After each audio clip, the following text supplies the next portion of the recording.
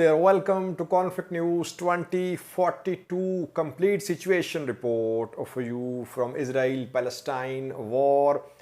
Firstly, why is that Israeli military still unable to uncover Hamas's tunnels network? For around 2 weeks, Israeli military has been in Gaza.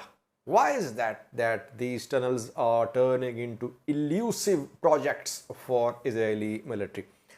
Secondly, Biden is asking for short-term ceasefires. Talks have been held between Biden, US President, and Netanyahu, Israeli Prime Minister. Meanwhile, Israeli strikes continue, rocket firing from Gaza continuing and we have details of a number of casualties, details of new raids being conducted by Israeli military. And lastly, reports about firing of drones from Yemen towards Israel and firing of missiles, surface-to-air missiles from Lebanon towards Israeli airspace. I have 3 to 4 videos for you from Yemen and Lebanon, because now this war is not just between Hamas and Israel. Neighboring players are involved, not fully, but they are now gradually getting involved. Let's start.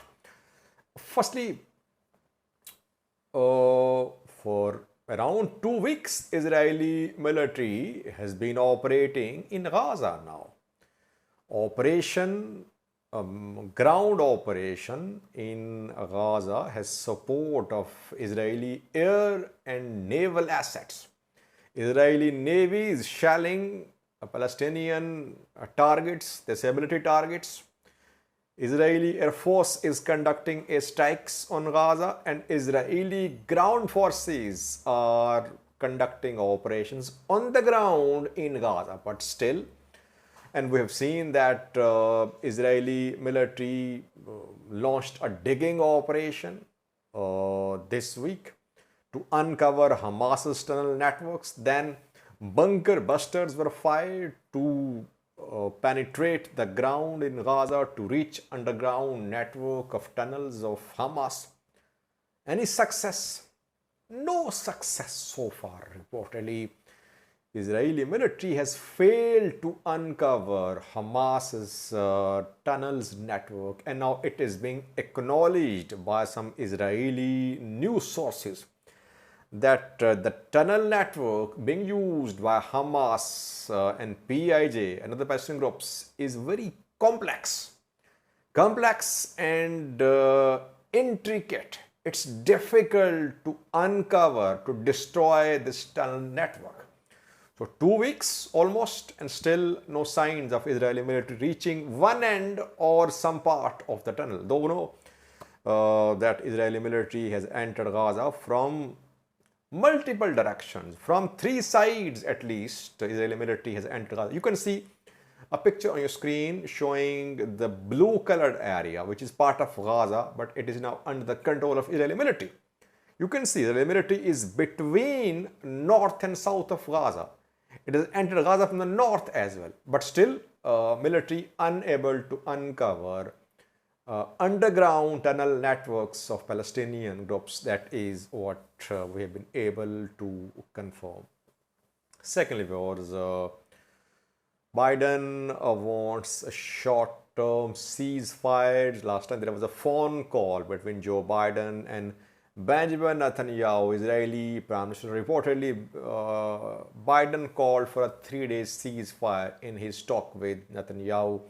Why? Because Biden wants these short ceasefires to be announced for release of hostages, talks about hostages ongoing, Qatar mediating, some released, but still hundreds are in the custody of Palestinian fighters who say that several have been killed in bombardment by Israeli military. In Qatar, we have seen talks being held, but no breakthrough achieved. Then Israeli military launched a ground-up operation. Now, US wants a short-term ceasefire, hoping that this short-term ceasefire can turn into long-term ceasefire. That is why maybe Blinken was in Israel 2 to 3 days ago. He met with Palestinian leaders too. He visited Turkey and Iraq as well. After Blinken's visit, then Joe Biden called, but reportedly Israel has rejected so far this idea of short-term ceasefire. But gradually, Israel will have to agree. How long can Israel continue ground operation in Gaza? Obviously, it will have to stop the operation. It cannot occupy this territory. It will have to withdraw. So maybe we could see an announcement of short-term ceasefires in coming days. Meanwhile, the Palestinian deaths number has crossed 10,000. 10,328 Palestinians killed so far in air attacks, naval attacks, operation by ground forces. Around 26,000 wounded. 2,300 missing who could be under the rubble, and I think majority of them could be dead as well. Meanwhile, hospitals in the north of Gaza have run out of supplies. Very limited supplies available there because in the north of Gaza, Israeli military is in charge there. It has entered north of Gaza. And secondly, just 8 or 9 patients have been transported to Egypt so far through Rafah border crossing. Border crossing was opened for a few hours. A few foreign nationals and critically injured Palestinians were transferred to Egypt from Gaza, but only 9 were transferred. Hundreds of others are in immediate need of movement from Palestine, from Gaza into Egypt, because they're in need of critical surgeries. But Rafah border crossing not being opened, strikes being conducted in both south and north of Gaza. Evacuation is not possible. Jordan 2 days ago dropped some aid for Palestinian hospitals, but if 26,000 are injured and 10,000 have been killed, you can see the burden under which these hospitals in Gaza are, while strikes are ongoing. Israeli military's ground raids into Jerusalem, West Bank continuing this morning. Hundreds of Israeli soldiers stormed Shoifat camp in East Jerusalem and Al-Kalkala city.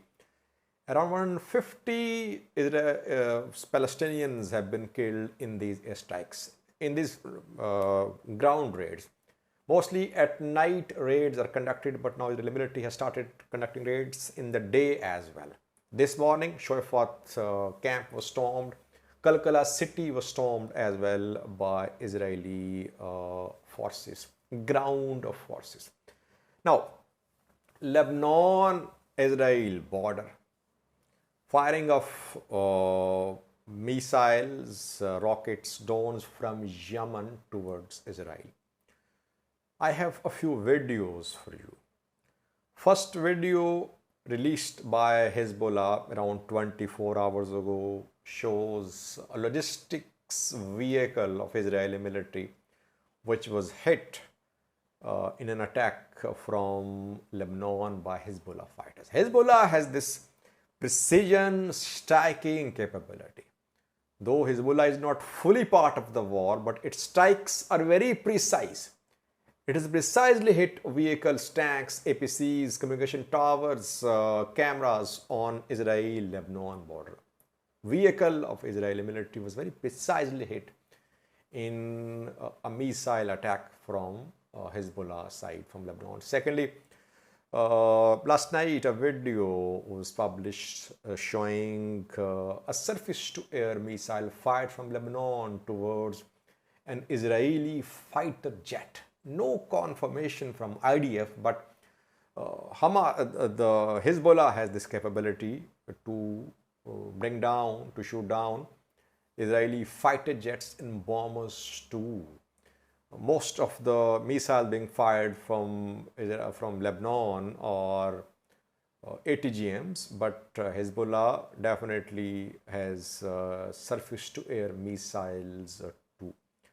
Two videos from Yemen. First one shows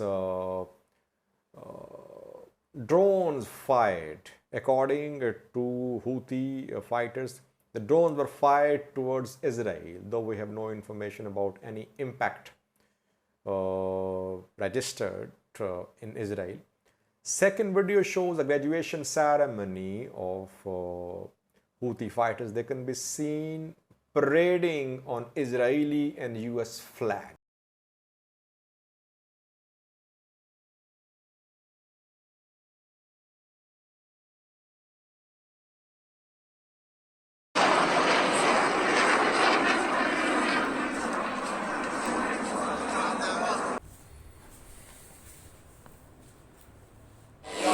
رميت إذ رميت ولكن الله رمى يا الله